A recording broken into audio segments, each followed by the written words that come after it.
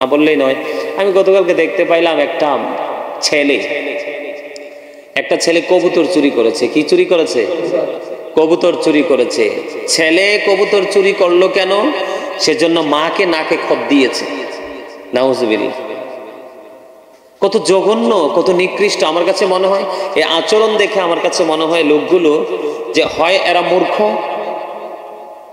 আমার কাছে মনে হয় মূর্খ না হইলে একজনের অপরাধের দায় কিন্তু আরেকজনের উপরে বর্তায় না, একজনের অপরাধের দায় কিন্তু আরেকজন নেয় না। আমাদের যে ইসলাম ধর্ম, আমাদের ইসলাম ধর্মও কিন্তু আমাদেরকে সেই কি দেয় নাই, আমাদেরকে সেই মানে সুযোগ দেয় নাই যে একজন অন্যায় করছে, অন্যায়কারীকে ধরতে না পারলে তার ফ্যামিলির অন্য কোনো পার্সনকে, অন্য কোনো মেম্বারকে ধরে তুমি পানিশমেন্ট দিবে। ছেলে মানুষ চুরি করছে, তাকে ধরে একটা পানিশমেন্ট দাও। কিন্তু মাকে, একজন মা তো একজন নারী, তো নারীকে যারা অসম্মান করে তারা কখনোই সম্মানিত হতে পারে না।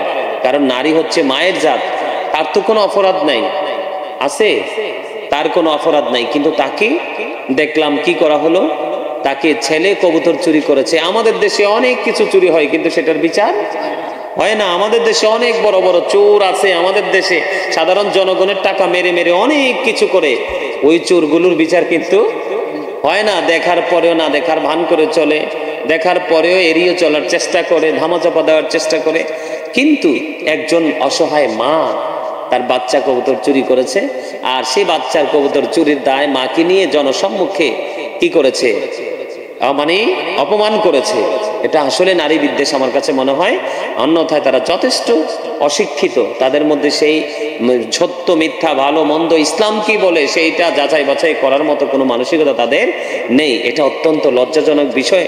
তীব্র নিন্দা এবং প্রতিবাদ জানাচ্ছি। তারই পাশাপাশি আরেকটা জিনিস গতকালকে দেখলাম মানে ইন্টারন্যাশনাল যে মিডিয়াগুলো, প্রায় ম্যাক্সিমাম মিডিয়াতে আসলে সবগুলো দেখার সুযোগ হয় নাই, দেখেছি অনলাইনে একটা জিনিস অত্যন্ত ভাইরাল হয়েছে যে কোন দেশে আসলে আমরা বসবাস করি, কোন দেশে আমরা বসবাস করি, এই দেশের অবস্থা যে কি হবে। এত যদি মানুষের মধ্যে কি থাকে, প্রতিহিংসা থাকে, এত যদি মানুষের মধ্যে বৈষম্য থাকে, এত যদি মানুষের মধ্যে মানে কম্পেয়ার করার কম্পিটিশন থাকে, তাহলে আমার কাছে মনে হয় না যে আমরা, যদিও এই দেশটা মুসলমানের দেশ, এই মুসলমানের দেশে আমরা রহমত বরকত নিয়ে বেঁচে থাকতে পারবো, এটা আসলে আমার কাছে মনে হয় না। আসলে আর বিশেষ করে বলার কি আছে, বলার তো কিছু নাই।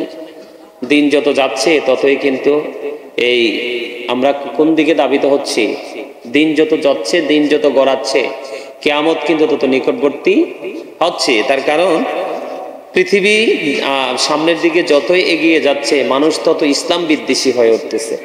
আর মানুষ ইসলাম বিদ্বেষী যত হয়ে উঠবে, ইসলামের বিরুদ্ধাচরণ যত বেশি করবে, তত বেশি আল্লাহর গজব তার মানুষের উপর আসতেই থাকবে। যেই গজবের মধ্যে অনাকাঙ্ক্ষিত যেমন রোগ বিমারগুলো, নতুন নতুন রোগ বিমার আসতে থাকবে। যাই হোক, সেদিকে যাচ্ছি না।